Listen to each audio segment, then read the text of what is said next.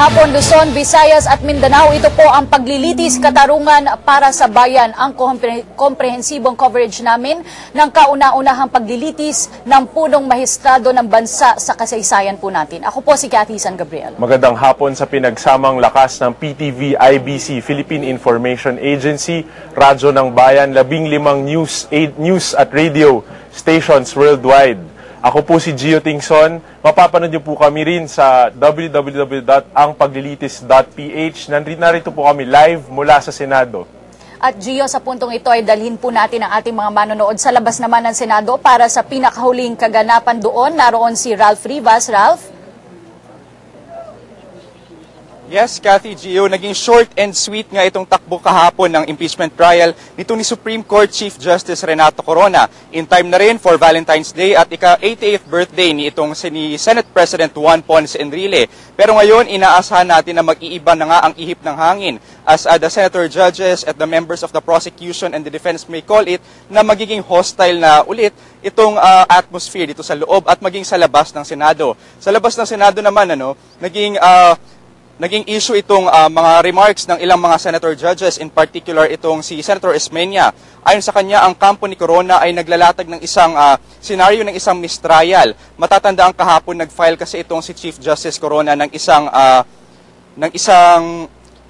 supplementary petition na nagsasabing mayroon umanong nilalabag na mga rules itong mga senator judges, in particular na umaastang private prosecutors ang ilan sa mga ito. In particular, pinangalanan niya sila Senator Franklin Drilon, Francis Pangilinan, Sofisto Guingona III, Alan Peter Cayetano at maging itong si Senator Esmeña.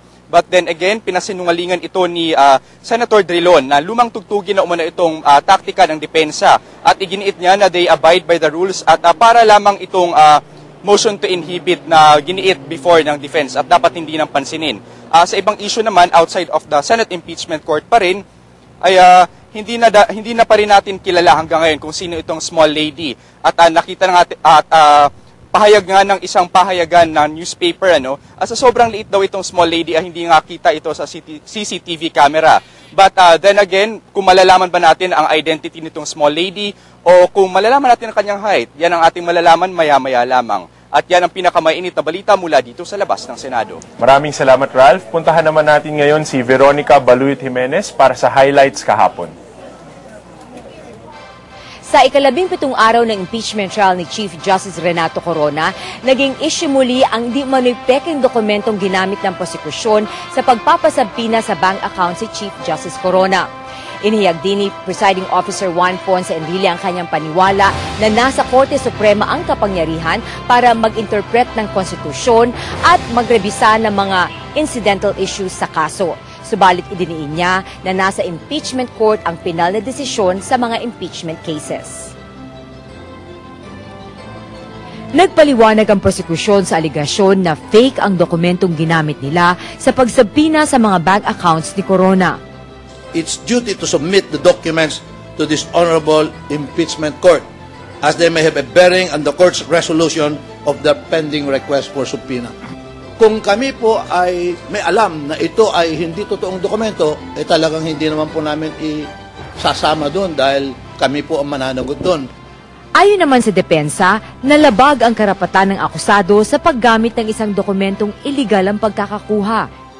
If the right of the impeached public official to due process is violated or infringed, then there is abundance jurisprudence to the effect that the entirety of the proceedings relative thereto is a nullity. Diin pa ni Cuevas, lumalabas na isang general search warrant ang pagpapasabina ng lahat ng bank accounts ni Corona. That this is practically the equivalent of a general search warrant, giving all the leeway and paving the way for grave abuse of discretion on the part of the party serving the subpoena to compel the production of this document. If this is served upon member, for instance, of the prosecution, what documents will they present? Tanong naman ni Senator Alan Peter Cayetano, kailan ba lehitimo ang isang subpoena? When is a subpoena legitimate? And when do you think a subpoena will now become illegal or unreasonable search, giving us the logical conclusion that it will fall under the doctrine of the fruit of the poisonous tree? Or where is a subpoena either legitimate, or when is a subpoena defective but it does not affect the admissibility of the evidence? Para naman kay Senadora Miriam Defensor Santiago, ang issue ay hindi search warrant. The issue should be, what are the effects of the subpoena, considering that when the subpoena was requested for by prosecution, it attached what purported to be bank documents, but immediately the prosecution disavowed any knowledge of the authenticity of the document. Therefore, the issue is, can counsel in any proceeding attach to his request for subpoena a document about which he knows nothing? That's the issue. Ground for contempt daw ang paggamit ng media report sa pagpapasabpina sa isang dokumento. It's a very, very strange, bizarre document. Imagine telling me, if I were a trial judge, an anonymous source told me, Your Honor, that something happened, so will you please issue subpoena? Can that be a basis for issuance of subpoena? Babala ni Santiago, pwede din daw pa-disbar ang isang abogado kapag nagbigay ng pekeng dokumento. I will see what the penalty was. Accordingly, the court finds the lawyer guilty of misconduct and violation of canons 21, 10, and 1 of the Code of Professional Responsibility. He is suspended from the practice of law for 3 years. Pinaalala niya ang gag rule at sub judice rule para hindi magkaroon ng trial by publicity. By media, for example, comment on the merits of the case. Even we are not allowed to do that. Shall we allow media to do that? Nilista tayo sa isa, dito kaliwa, dito sa kanan. May kaso dito Ay di kung ganun pala, if this is going to be trial by publicity, let us invoke the Constitution and ask for a change of venue. Perhaps out of the country. Inako naman ni Presiding Officer Juan Ponce Enrile ang responsibilidad ng pagpasya sa pag-issue ng mga subpoena. This presiding officer assumes full responsibility for issuing that subpoena and is ready to defend his position in any court of law if there is a need for that. I will not pass the buck to the Senate sitting as an impeachment court. It was my decision as a presiding officer, and I am personally bound to assume the consequences of my action as a presiding officer. Ipinunto din ni Enrile na ang Korte Suprema ang may huling kapangyarihan sa pag-interpret ng konstitusyon at pag-review sa tinatawag na interlocutory matters.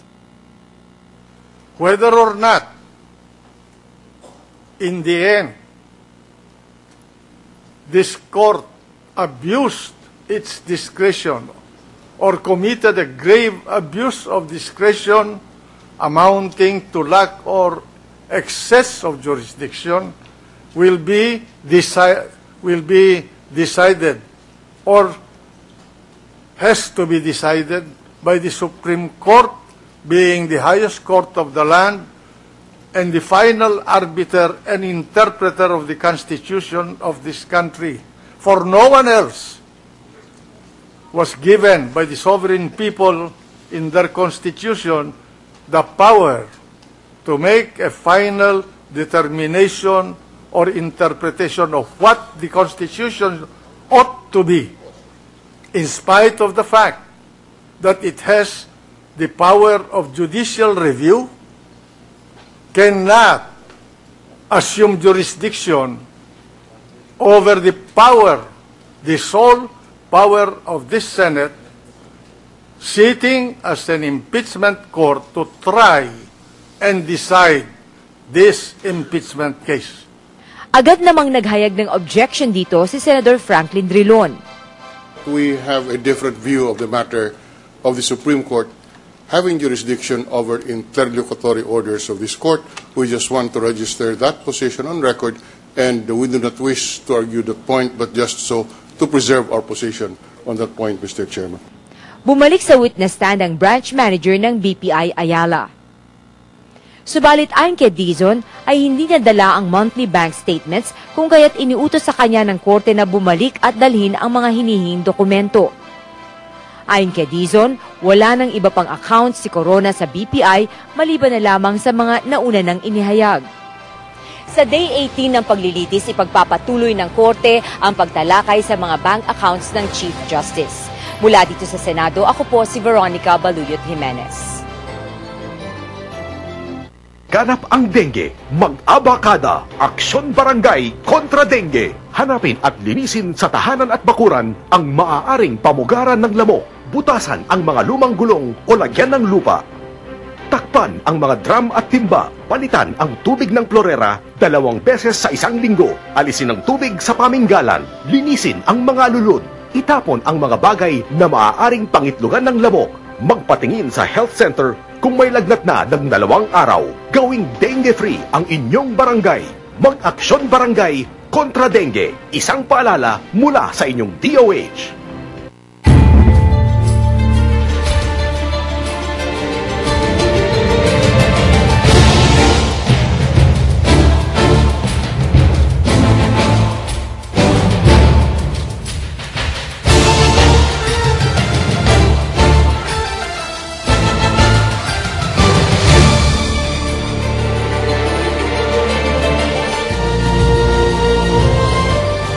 Nagpapatuloy po ang paglilitis katarungan para sa bayan. Gio, kasama natin ngayon ang mga tagapagsalita